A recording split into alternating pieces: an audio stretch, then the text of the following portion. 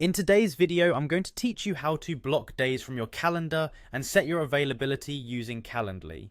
This can be especially useful when you need to schedule breaks or time off, or simply want to ensure your calendar reflects your availability accurately. So let's dive right in. First, open your web browser and go to calendly.com. It's a straightforward process, so just type the URL into the address bar and hit enter.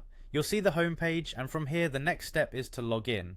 In the top right corner of the page, you'll see the login button. Click on that to proceed to the login page. Now, on the login page, enter your email address in the designated field. Once you've done that, click continue. After entering your email, you'll be prompted to enter your password. Type that in and click continue again. Once you're successfully logged in, you'll be directed to the Calendly homepage where you can manage all your events and settings. From the homepage, look for the availability tab. Clicking on this will take you to a page where all your availability settings reside. Here you'll see options to adjust your schedule, which is key to ensuring that certain days or times are blocked off your calendar. On the availability page, there's a tab called List. Click on that to view all your scheduled hours. This organized view makes it easier to manage and adjust your availability as needed. Next, find and click on Date Specific Hours. This feature allows you to specify which days and times you'd like to mark as unavailable.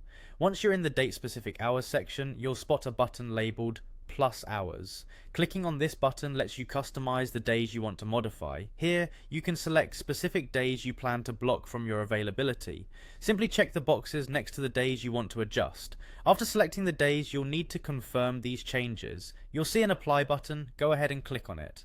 This step saves all the changes you've made to your calendar availability. By doing this, the selected days will be marked as unavailable, effectively blocking them off from potential meeting requests.